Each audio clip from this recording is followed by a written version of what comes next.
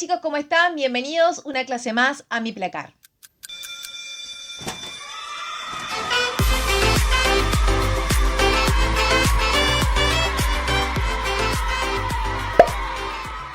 El día de hoy vamos a comenzar con un tema nuevo, así que van a trazar una gran línea en sus carpetas y van a poner debajo Sistema Electoral Argentino. Y debajo de subtítulo van a poner sufragio. Debajo de esto van a aclarar que el sufragio, y esto lo estoy dictando, el sufragio es el derecho político que poseen los ciudadanos. Y entre paréntesis vamos a aclarar que ciudadanos son las personas mayores de 16 años que han nacido dentro de Argentina o han obtenido la carta de ciudadanía, es decir, que se han nacionalizado argentinos. Cierran paréntesis. Aclaración aparte, recuerden que cuando hablamos de los ciudadanos argentinos, hablamos de que tienen que tener el documento de identidad y que el documento de identidad se renueva. Lo obtenés cuando nacés y lo renovás a los 8 años y luego a los 14 años, si mal no recuerdo. Estos son los momentos obligatorios para renovar el DNI, por un tema de que, bueno, porque la persona va cambiando y la foto tiene que ir cambiando concorda a la persona y aparte hay que ir verificando las direcciones, etc. Más allá de eso, justamente, si vos el día de mañana, supongamos después de los 14 años, realizaste algún cambio de domicilio, ya sí deberías renovar tu DNI. Debajo van a poner como subtítulo características del sufragio. Y les voy a dictar por ítem las distintas características que tiene el sufragio. La primera característica, primer ítem, es que el sufragio es universal. Y van a poner universal, 2 puntos. Todos menos aquellos con impedimento legal. Es decir, aquellos que tienen pena de prisión, dementes, etc. Les explico. El voto, y esto ahora no notan, lo estoy explicando, que el voto sea universal significa que todos tenemos la posibilidad, la capacidad, el derecho de votar, salvo ciertas excepciones a la regla, y yo acá les nombré algunas, por ejemplo, las personas que están presas y las personas que están dementes. Las que están dementes no es una persona cualquiera que está loca, sino que son personas que están inhabilitadas judicialmente, si se los declara incapaces. Entonces, esas son las personas que no podrían votar porque, digamos, no pueden, digamos, no están dentro de su sano juicio para poder votar, ¿sí? Pero son personas que legalmente un juez las declaró incapaces. No cualquier persona que, digamos, está loca, entonces no puede votar. Segunda característica, el voto es secreto y ponen 2 puntos. Se garantiza que nadie puede ver lo que uno vota. Punto. Y les explico. El voto es secreto. Recuerden que cuando uno va a votar, tienen imágenes, ustedes sé que nunca fueron a votar, pero bueno, deben tener imágenes que han visto en la tele o que les han contado. Es secreto, significa que uno vota en lo que se llama un cuarto oscuro, que en realidad es un cuarto oscuro, ¿sí? ¿Por qué? Porque hay luz. Pero en realidad todas las ventanas que dan al exterior de esta habitación se encuentran tapadas con papel de diario, con alguna otra cosa. La idea es que uno esté solo en la habitación y nadie pueda ver ese voto que uno está haciendo. Otra característica debajo para poner que el voto es obligatorio. 2 puntos. Votar es un derecho y un deber. Existen sanciones para aquellas personas que no van a votar, salvo excepciones como estar a más de 500 kilómetros. Punto. Les explico. El voto no solo es un derecho que nosotros adquirimos y que nos costó mucho adquirir, que fue una lucha de derechos, es decir, al inicio votaban solamente las personas ricas, luego votaban solamente los hombres, y los hombres, digamos, de clase alta o clase media, luego comenzaron a votar todos los hombres de manera universal y luego se incorporó a la mujer, y esto fue una incorporación bastante reciente, tiene menos de 100 años esto. Entonces, fue una lucha que se fue dando de a poco. Entonces, el voto no solo es un derecho, sino que también es un deber. Tenemos la obligación de ir a votar. Por eso el voto es obligatorio y todos estamos obligados a ir a votar, salvo aquellas personas que se encuentran a más de 500 kilómetros de su domicilio. Estas personas lo que tienen que hacer es realizar una denuncia en la comisaría más cercana que tengan, avisando que se encuentran lejos de su domicilio y que por eso no pueden ir a votar.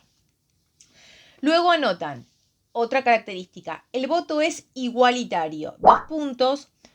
Cada voto tiene el mismo valor. ¿Qué quiere decir? Te explico. Todos los votos valen lo mismo. No importa si yo soy una persona famosa, si soy Susana Jiménez o si soy Juan Pérez. El voto vale lo mismo, todos los votos valen uno, ¿sí? Son todos por igual. Y última característica es que el voto es libre, 2 puntos. Nadie es inducido a votar por un candidato. Nadie, y explico, esto es lógico, nadie te puede obligar a votar un candidato. Antiguamente esto se aclara, uno dice, bueno, pero es tan obvio. Bueno, antes no era tan así, antes el voto se compraba, el voto era un voto cantado, el voto no era secreto como era ahora. Entonces, lo que pasaba al voto, el voto no ser secreto, se hacía, la gente levantaba la mano para votar y se veía por quién estaba votando, entonces lo que se hacía era como comprar el voto de ciertas personas. Era a cambio de ciertos favores. Ahora no, el voto es libre, nadie te puede obligar a votar por alguien.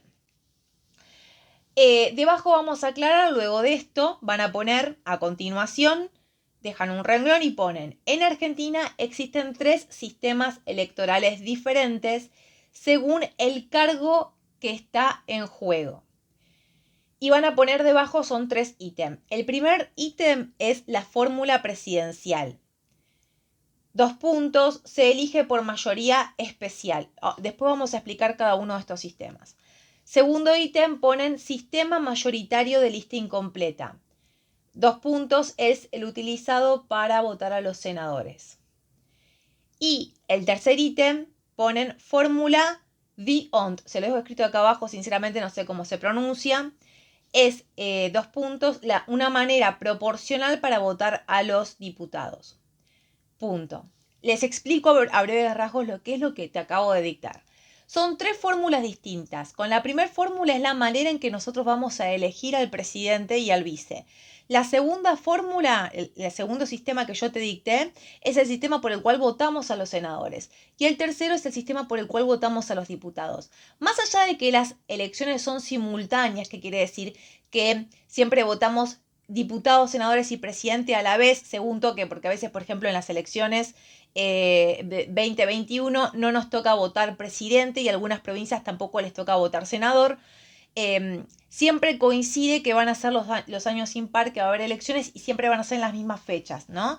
Pero no quiere decir que la manera de computarse sea la misma, es totalmente distinta y ahora vamos a explicar los 3 sistemas. Debajo notan, punto aparte.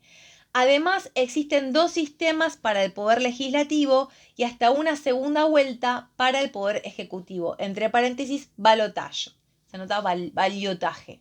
Cierran paréntesis. Ahora vamos a poner de subtítulo grande paso. Paso lo ponen como si fueran una sigla, es decir, poniendo puntitos. Y entre paréntesis al lado ponen primera instancia. Vamos a decir qué son las siglas paso primero. Así que vamos a poner debajo, van a poner la primera letra que es la P, si quieren la ponen como en un color fuerte, y van a poner primarias. 2 puntos. Se llaman primarias porque es la primera instancia del paso electoral, ¿sí? O sea, del sistema electoral. Debajo, abiertas. La A va en grande porque es la A de paso, ¿sí? Abiertas. Participan tanto las personas afiliadas a los partidos políticos como aquellas que no se encuentran afiliadas. Debajo, simultáneas. Esa es la S de la palabra paso. Todos los comicios internos se realizan a la vez, todas las agrupaciones políticas lo hacen a la vez. Punto. Ahora te explico todo.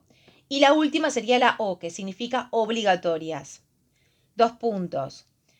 Tanto los partidos políticos, es obligatorio tanto para los partidos políticos como para los ciudadanos. Te lo explico. Primarias es porque son las primeras. ¿Qué quiere decir? Que las elecciones antes tenías que ir una vez sola, ahora no. Hay una primera vez que vamos a votar y una segunda. Ahora vamos a explicar cuál es la diferencia entre una y otra. Unas se llaman paso y las otras generales. Las pasos son las primeras. Primarias abiertas. ¿Por qué se llaman abiertas? Porque tienen que ir todas las personas a votar. No es solamente para las personas que están afiliadas a los partidos políticos, sino que es para todos. Luego se llaman simultáneas. ¿Por qué? Porque dice, y anotaron, todos los comicios internos se realizan a la vez. ¿Qué quiere decir? En las primarias lo que va a ocurrir es que todos los partidos políticos van a presentar cuáles son sus distintas fórmulas a la vez. Por ejemplo, voy a darte un ejemplo. ¿Por qué se agregaban estas PASO? Supongamos que un partido político no sabe si a quién postular para presidente, ¿sí? Supongamos, vamos a ponernos dentro del PRO, por ejemplo. El PRO en las PASO puede presentar, supongamos que son elecciones de presidente. Bueno, a ver, pueden decir una lista que diga que Macri se postula para presidente, pero también pueden poner otra lista donde digan que Vidal se postula para presidente. Entonces el pueblo en las primarias puede ir y elegir quién quiere que se presente en las segundas elecciones que va a haber, que van a ser más adelante, que son las generales. Entonces van a decidir si quieren que se presente la boleta de Vidal o la boleta de Macri, por ejemplo, ¿sí? Esto pasa también con los puestos para diputados, los puestos para senadores, etc. Entonces, por eso todos los partidos políticos deben presentar todas aquellas candidaturas que crean posibles que pueden llegar a presentarse a generales. Y son obligatorias porque, bueno, es obligatorio para todos los partidos políticos, es decir, ningún partido político, por más que el partido diga, ay no, pero nosotros ya sabemos que queremos presentar una sola lista, queremos que Macri vaya como presidente y no queremos que haya más opciones. No, igual, aunque sea solamente la boleta de Macri, bueno, va a estar esa boleta sola, sin otras boletas del mismo partido, como una única opción. O sea, son obligatorias para los partidos políticos y obligatorias también para las personas. ¿Por qué para las personas? Porque nosotros estamos obligados a asistir a ellas, salvo que estemos a más de 500 kilómetros de distancia. Debajo anotan, las PASO siempre lo van a anotar en mayúscula, son un sistema de selección de candidatos, en donde se determinan los candidatos que las agrupaciones políticas postularán en las elecciones generales, debiendo para ello alcanzar un piso igual o superior al 1,5% de los votos válidamente emitidos. Punto. Vamos a resaltar dos cosas de esto y lo resaltan con marcador. Primero, ¿es un sistema de selección o un sistema de elección? ¿Qué les dicté? De selección, ¿sí? Es un sistema de selección donde seleccionamos lo que luego en las siguientes elecciones, que son las generales, vamos a elegir. Es decir, las PASO van a ser un sistema de selección y las generales un sistema de elección. Y lo segundo que vas a resaltar es que se necesita el 1,5% de los votos válidamente emitidos. Y resaltan esto, 1,5% de los votos válidamente emitidos. ¿Qué significa? Que puede ser que un partido político logre más de una boleta, es decir, supongamos el caso que yo te puse del PRO. Supongamos que el PRO logró que para presidente vaya la boleta de Macri, que obtuvo, no sé, como 7%, y la boleta de Vidal obtuvo 8%. Entonces, ambas boletas van a ser seleccionadas porque superaron el 1,5% para pasar a las elecciones generales. Y luego van a poner de subtítulo, así como escribieron la palabra PASO, van a poner elecciones generales y entre paréntesis segunda instancia. Y ponen debajo, es un sistema de elección, tanto para el poder ejecutivo como para el poder legislativo. ¿Qué quiere decir esto? Y ahora no te estoy dictando, que en esta segunda instancia aquellas boletas que habían obtenido el 1,5% en las PASO se van a presentar ahora nuevamente y se va ya, que fueron las seleccionadas, y se va ya a elegir definitivamente.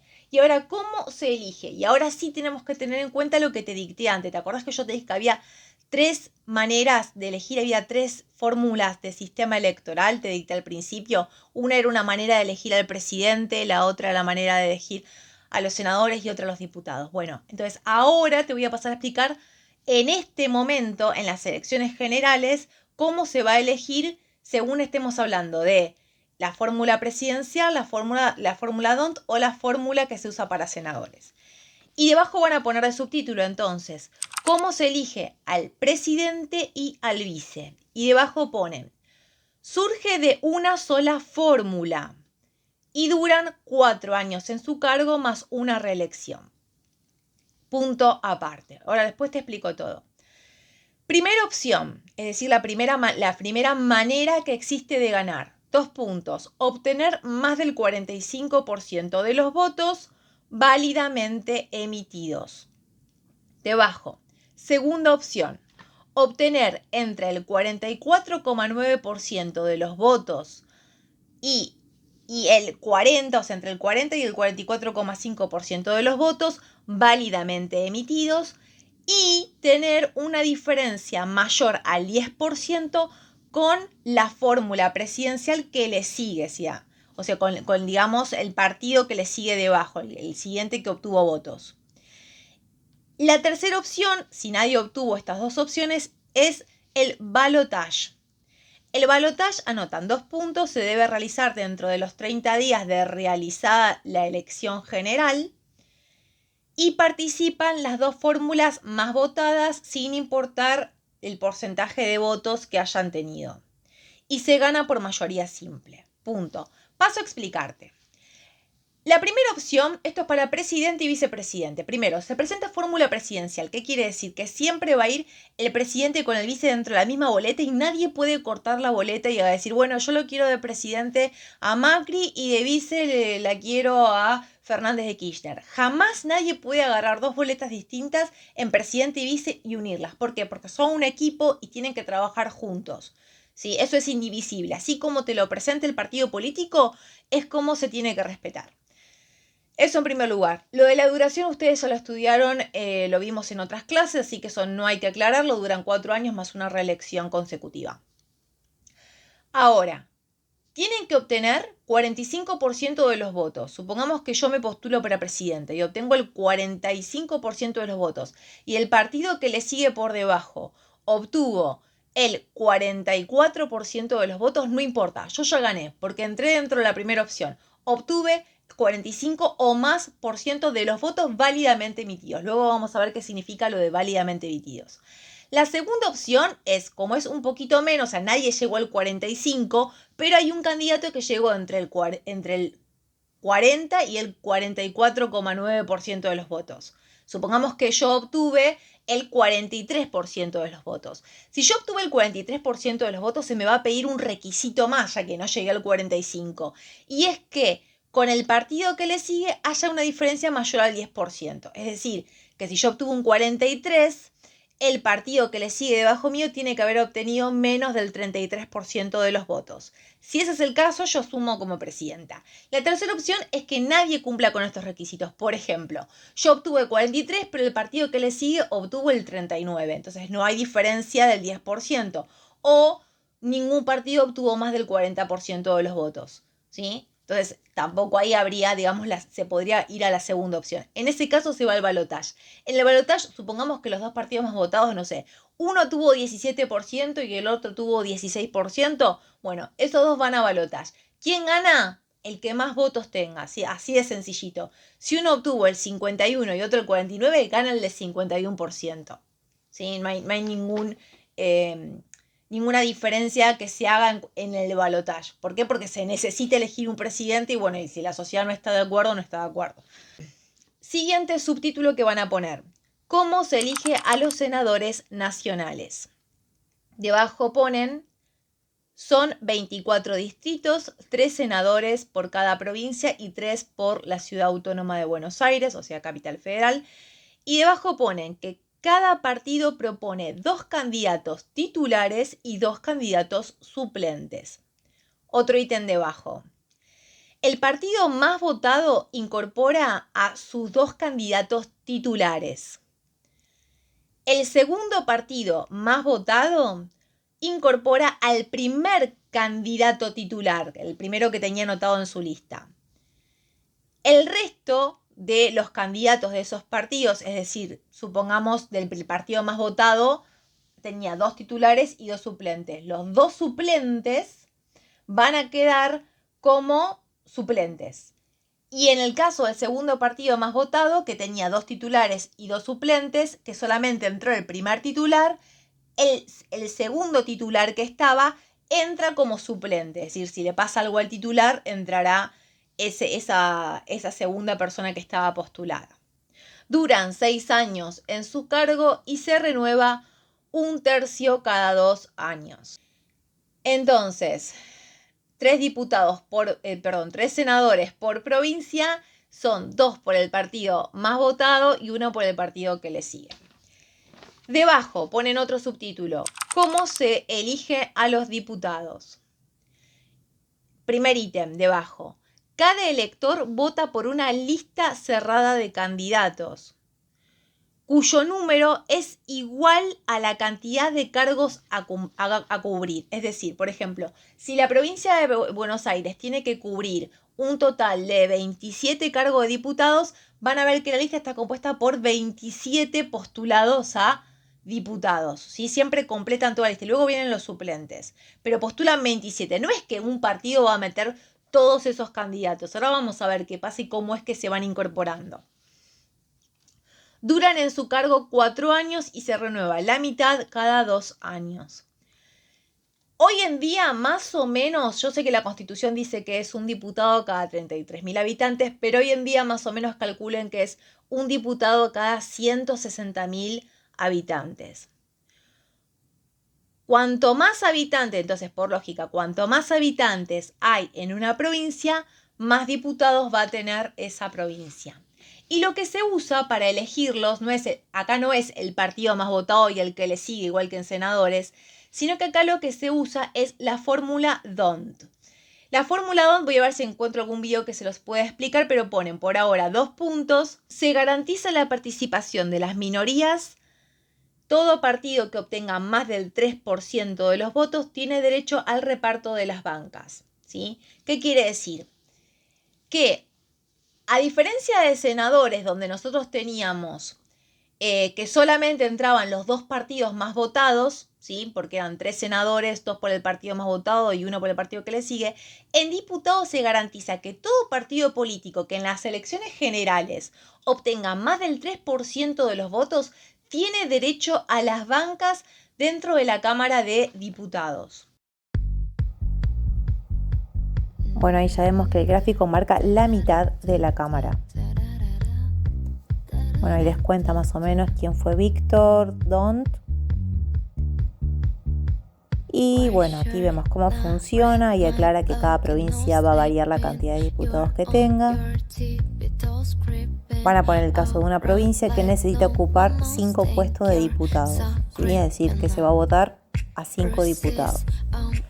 Esos A, B, C, D, etcétera, son los partidos políticos que se presentan y los votos que obtiene cada uno de los partidos políticos que se presentan. Cada partido político obviamente tiene una lista de 5 candidatos.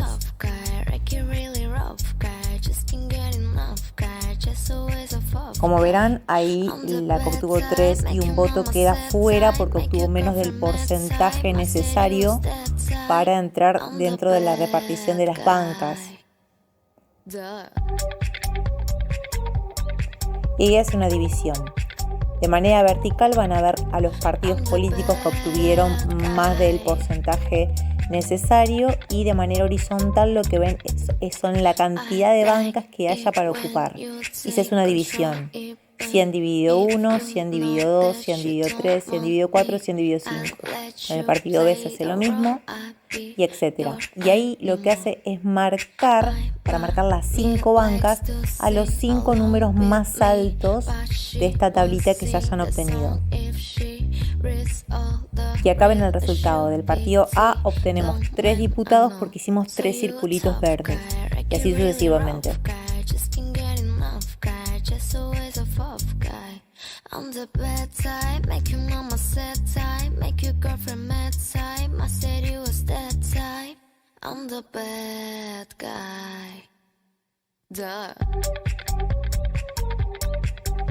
Debajo ponen Justicia Nacional Electoral y ponen debajo de este subtítulo: la Justicia Nacional Electoral está a cargo de lo que es el Poder Judicial de la Nación, ¿sí? Y es un tribunal que va a ser el encargado de no solo verificar la idoneidad de cada uno de los candidatos para los distintos puestos políticos vacantes que haya, sino que también es el encargado de revisar que los votos se hayan realizado correctamente, es decir, que se trate de votos válidamente emitidos. Ahora vamos a ver qué tipos de votos existe, aquellos que no son válidamente emitidos. Es el encargado también de revisar todo lo que tenga que ver con los actos políticos de los partidos políticos, revisar las plataformas políticas de cada partido político. Y bueno, básicamente está compuesto por la Cámara Nacional Electoral, que son 3 jueces, y tribunales inferiores dentro de cada provincia. A ver, ¿qué más decirles?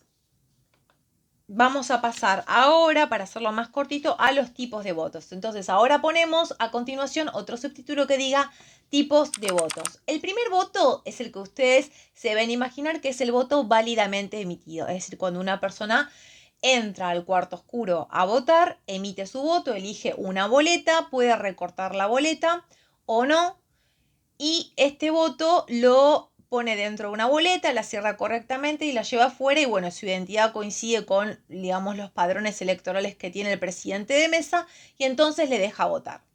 Esto es un voto válidamente emitido. Ahora, luego de esto existen otros tipos de votos. Otro voto, anotan debajo, es el voto en blanco.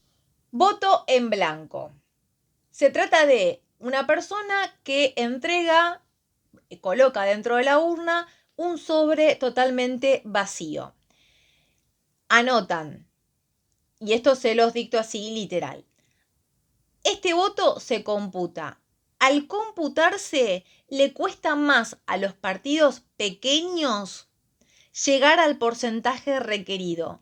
Es decir, este voto se computa dentro de las PASO, dentro de las primarias. ¿Por qué les cuesta más? Y piensen y lo anotan si quieren. No es lo mismo llegar al 1,5% de 100 que al 1,5%, por ejemplo, de 90, ¿sí?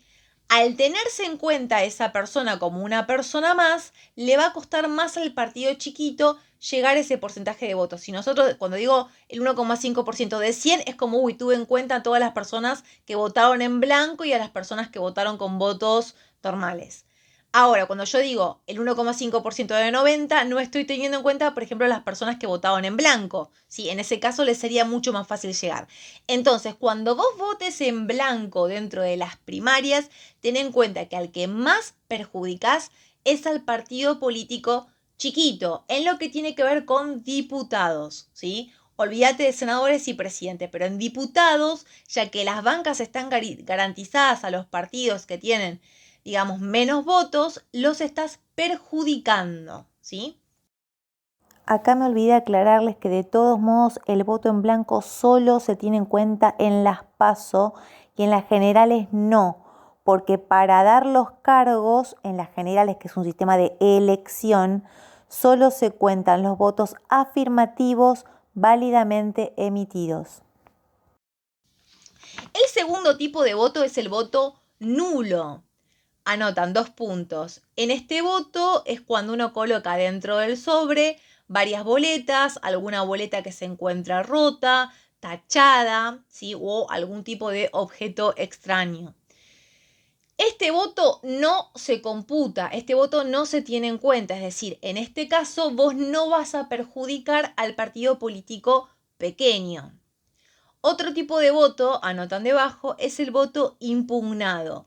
El voto impugnado, 2 puntos, es cuando la identidad del votante es cuestionada por la autoridad de mesa o por alguno de los fiscales, ¿sí? Yo anoté acá, anoten también, si quieren, que en el voto impugnado lo que se hace es a la persona, a ver, lo que ocurrió acá es lo siguiente, la persona va a votar y tal vez la persona, bueno, ven que no coincide la foto con el del padrón electoral, o que hay algo muy raro con esta persona, o porque otra persona ya se presentó a votar con un documento de esta persona, es como vos te presentaste y dice, no, señor, usted ya votó. Bueno, entonces lo que van a hacer, lo anotan como un voto impugnado.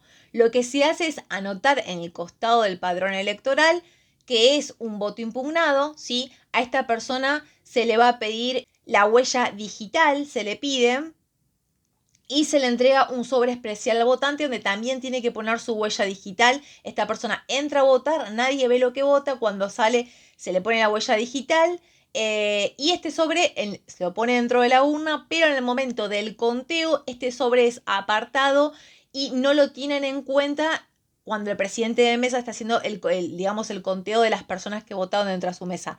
Lo que se hace con el voto impugnado es directamente mandarlo a la justicia electoral para que resuelvan el problema. Entonces la justicia electoral lo que va a recibir es el padrón electoral, ¿sí? Donde va a tener la huella digital que le hicieron poner a la persona del voto impugnado, el sobre de la persona con la huella digital y en todo caso va a resolver y va a ver si se condice con los datos que tienen cargados dentro del sistema respecto del DNI que tiene hecho la persona. ¿Sí? Y el último caso, que también es bastante complicado, es, y ahí va a ser, la justicia electoral quien resuelva si ese voto va a ser un voto válidamente emitido o no se va a tener en cuenta, ¿sí? Y el último voto es el voto recurrido. El voto recurrido anotan 2 puntos. La validez es cuestionada por el fiscal en el conteo de votos, es decir, no cuando la persona fue a votar, sino mucho después. Abren paréntesis, por ejemplo, una boleta rota. Cierran paréntesis. Este voto se envía a la justicia electoral para que lo resuelva. Este caso es más sencillo. Terminaron las elecciones, ya pasó la hora, ya pasaron las 6 de la tarde, la gente se fue, dejó de votar. En el momento en que están contando los votos, uno de los fiscales nota que una boleta está un poquito rota, un poquito dañada. Entonces se comienzan a pelear entre ellos para ver si ese voto se puede tener en cuenta o no se puede tener en cuenta. Lo que se hace es enviarlo a la justicia electoral para que ellos decidan si ese voto que está siendo recurrido por un fiscal va a tenerse en cuenta o no como un voto válidamente emitido. Anotan debajo otro subtítulo, último subtítulo del día, acto electoral. El día del acto electoral se lleva a cabo desde las 8 de la mañana, anotan debajo 8 de la mañana, hasta las 6 de la tarde. Es la hora en la que se cierra la puerta del colegio. ¿Qué quiere decir? Que si hay personas todavía dentro del colegio votando, esas personas tienen derecho a votar, ¿sí? No significa que 5:30 dejan entrar a los últimos. Te pueden dejar entrar hasta las 6. En ese momento se cierra la puerta. Debajo anotan. Las autoridades de mesa son el presidente de mesa, el suplente, anotan entre paréntesis que se trata de un auxiliar del presidente, cierran paréntesis, que son designados por el juez federal mediante un telegrama que se envía a su domicilio. Punto aparte.